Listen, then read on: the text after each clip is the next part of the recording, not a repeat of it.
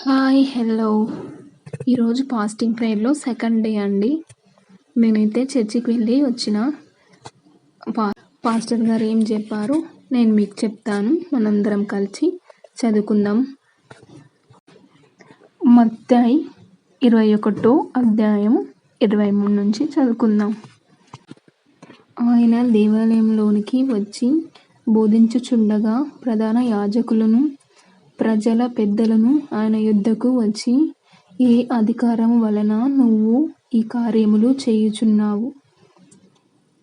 ఈ అధికారం ఎవడు నీకిచ్చెనని అడుగగా, యేసు, నేను మిమ్మును నొక మాట అడుగుదును, అది మీరు నాతో చెప్పిన యెడల నేనును ఏ అధికారం వలన ఈ కార్యములు చేయుచున్నానో అది మీతో చెప్పెదను.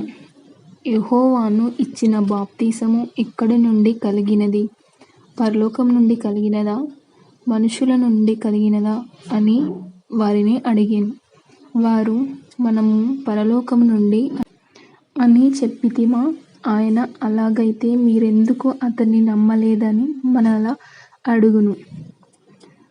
మనుషుల వలనని చెప్పితిమా, జనులకు భయపడుచున్నాము. అందరూ యెహోవాను ప్రవక్త అని ఎంచుచున్నారని తమలో తాము ఆలోచించుకొని, మాకు తెలియదని యేసునకు ఉత్తరమిచ్చిరి. ఇంకో వాక్యం ఏం చెప్పారంటే, మత్తయి 28 అధ్యాయం 16 నుంచి.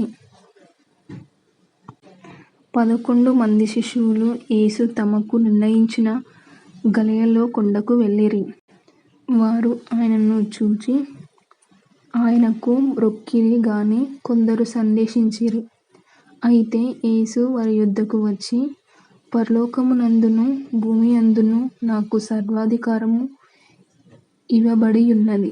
కాబట్టి మీరు వెళ్ళి సమస్త జనులను శిష్యులుగా చేయుడి. తండ్రి యొక్క, కుమారుని యొక్కయు, పరిశుద్ధాత్మ యొక్కయు నామములోనికి వారిని బాప్తిసమిచ్చుచు, నేను మీకు ఏ ఏ సంగతులను ఆజ్ఞాపించితినో వాటన్నిటిని గైకొనవలెనని వారికి బోధించుడి. ఇదిగో, నేను యుగ సమాప్తి వరకు సదాకాలము మీతో కూడా ఉన్నానని వారితో చెప్పెను. దేవుడు తన వాక్యం దీవించునుగాక. Thank you for watching. Please do subscribe, like and share.